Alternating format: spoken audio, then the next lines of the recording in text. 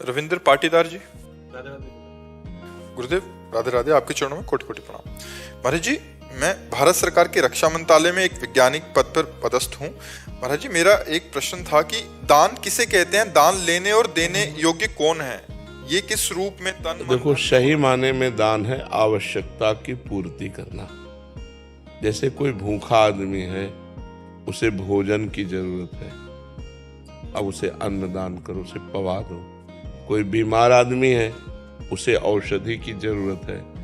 कोई सर्दी से कांप रहा है, उसे वस्त्र की जरूरत है। जहां अत्यंत आवश्यकता है और वो असमर्थ है, वहां हम सहयोग, जैसे भूखी गौएं हैं, उनकी व्यवस्था नहीं, उनकी व्यवस्था कर दो। दान का सही तात्पर्य है अत्यंत आवश्यकता की पूर्ति। और दान का पात्र अर्थ का केवल विचार करने की जरूरत है। भूखे को अन्न देने में विचार करने की जरूरत नहीं। कुत्ता भी भूखा हो तो उसको भोजन करा दो, साधु भूखा हो उसको भोजन करा दो, उसमें पात्रता की जरूरत नहीं है। पात्रता रुपया देने में है। हम रुपया देते हैं, शराब पिएगा, ये बेविचार करेगा कि गंदा आचरण करेगा। रुपया में थोड़ा होश में दान करने की जरूरत है। अन्न, वस्त्र, औषधि, जल, इनको तो जहां यथा योग्य अवसर मिले पवा दो, उसमें दे। क्योंकि वो, लेकिन रुपया में वो कुमार्गगामी प्रवृत्तियों में रुपया खर्चा होगा तो आपको भी नरक जाना पड़ेगा। इसलिए उसमें फिर पात्र देखते हैं कि हमारे रुपये का यहाँ सदुपयोग होगा कि दुरुपयोग। अगर लग रहा है सांगोपांग सदुपयोग होगा तो फिर कर देना चाहिए। जैसे कानपुर की एक बूढ़ी माई धनाढ्य थी, तो नारदानंद सरस्वती जी के पास नैमिषारण्य में गई और 1 रुपया निकाला और सामने रखा और कहा, प्रभु मैं गरीब आदमी हूँ, सोचती हूँ कि 1 रुपया संत सेवा में लग जाए तो क्या संत सेवा में लग सकता है? उनका हाँ माई। भंडारी को बुलाया, कहा 1 रुपया का नमक लाओ, पूरी दाल में डाल दो, सब संतों के सामने दाल परोसी जाएगी, और माई आज तुम भी प्रसाद पालो। फिर उसने करोड़ों की संपत्ति स्वामी जी के नाम कर दी कि जो 1 रुपये का सदुपयोग कर सकता है वो करोड़ों का सदुपयोग कर सकता है। तो रुपया थोड़ा देख समझ के ध्यान देने की बात है। अन्य वस्तुएं अवसर पर, आवश्यकता पर हमें दे देनी चाहिए, उसमें विचार करने की जरूरत नहीं। जब अर्थ देने की बात है, जैसे कोई मांग रहा है आपसे, संत वेशधारी, एक तो संत मांगेगा नहीं, जो भगवान का निज जन है वो कभी ऐसे नहीं करेगा।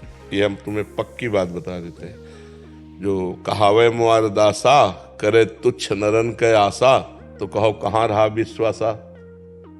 भगवान का दास कहलाकर मरण धर्मा शरीरधारियों के सामने हाथ पसारे तो भगवान का दास है क्या? अरे भगवान की दासी हैं लक्ष्मी जी, और लक्ष्मी पति के हम दास हैं। कि हमें जो आवश्यकता होगी वो प्रभु देंगे, तुमसे क्या मांगने की जरूरत है।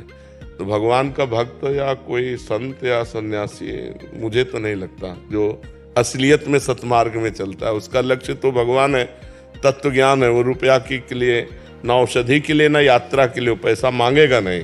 हाँ, कुछ संतों का ऐसा है कि अगर प्रारब्ध दोषात आ जाता है तो उसका सदुपयोग कर देते हैं। कुछ संत झंझट में भी नहीं पड़ते।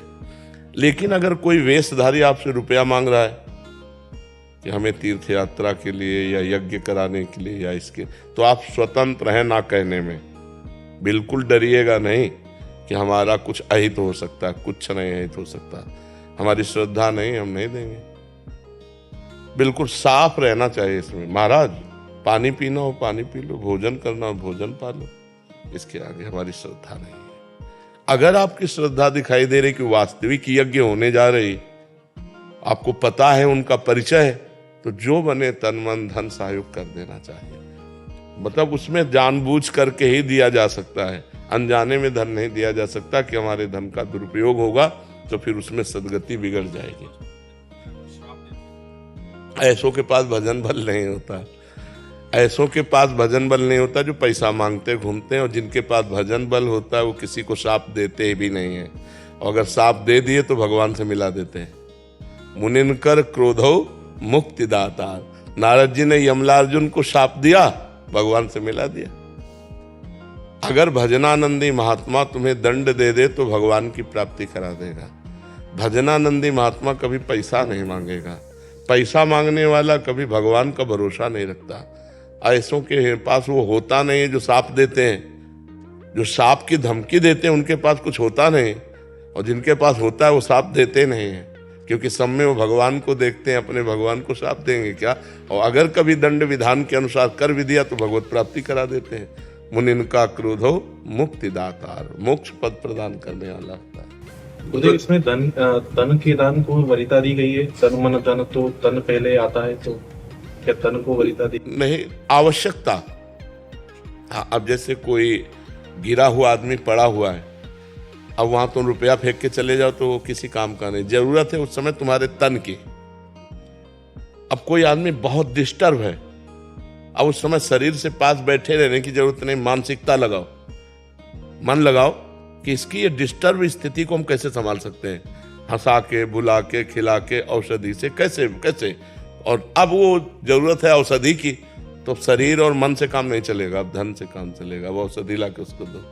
आवश्यकता क्या है? मेरे तन की समय आवश्यकता है, या मन की आवश्यकता है, या धन की आवश्यकता है? तीनों को देखा जाएगा। तीनों अपनी जगह समान है, अपनी जगह आवश्यकता के अनुसार तीनों बराबर है, तन मन धन।